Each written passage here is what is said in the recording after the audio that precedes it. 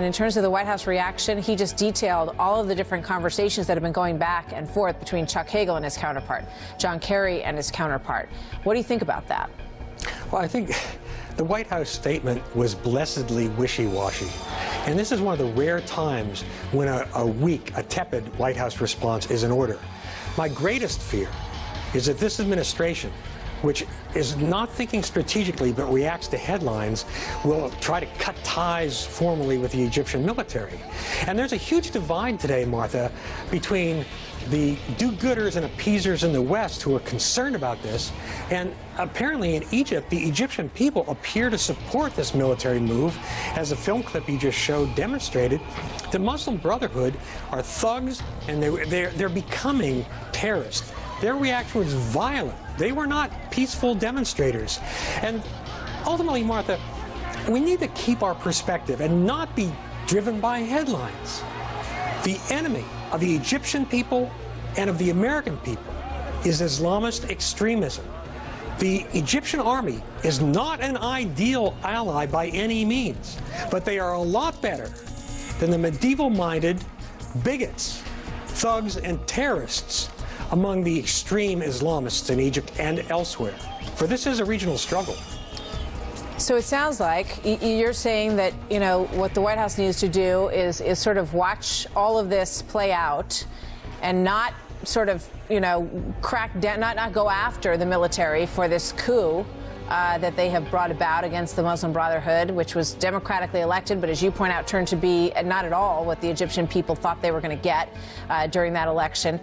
You know, but you have to work these back channels, do you not? And is that not what Josh Earnest is suggesting the White House is trying to do right now? Yes, and that's why I think the statement was, again, blessedly wishy-washy. Work the back channels. Don't grandstand. Again, all of this could have been avoided, Martha, as you just alluded to, had President Morsi not betrayed Egyptian democracy, this fledgling democracy, and tried to force Islamism on the bulk of the Egyptian people. I mean, he was elected on a protest vote, not because the Muslim Brotherhood has a majority in Egypt. And people rued that vote very, very quickly as the Muslim Brotherhood sought to dominate Egyptian life, force a Sharia-driven constitution on the Egyptian people. And so, yes, back channels, absolutely. And by the way, we need to get over our narcissism and recognize what's going on in Egypt isn't about us. It is about the people in Egypt and other peoples throughout the Middle East struggling against the fundamentalist extremists who are our enemies too. People struggling to build modern, decent, tolerant societies. And so far, the Obama administration's helped the wrong people by and large.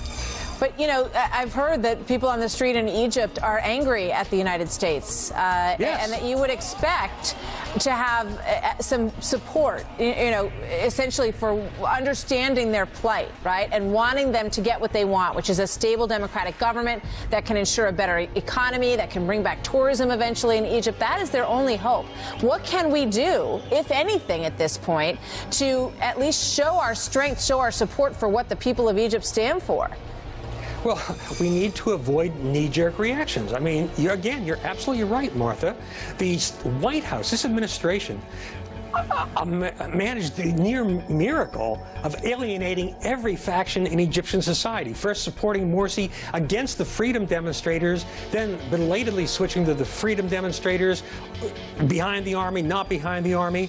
I mean, this is the most amateurish foreign policy administration I have ever seen in my lifetime. It makes the Bush administration look like a bunch of strategic geniuses, and boy, that's something. But the bottom line is, we cannot determine Egypt's future. The Egyptian people have to determine that. We can only play on the margins, and we should try to play constructively and not automatically assume, ooh, military bad, peaceful protesters who happen to be thugs good. And I'm appalled by hearing so many Western commentators condemning the military and seemingly siding with the Brotherhood when the Muslim Brotherhood would put these people in jail or far worse. The Egyptian people want a little bit of freedom.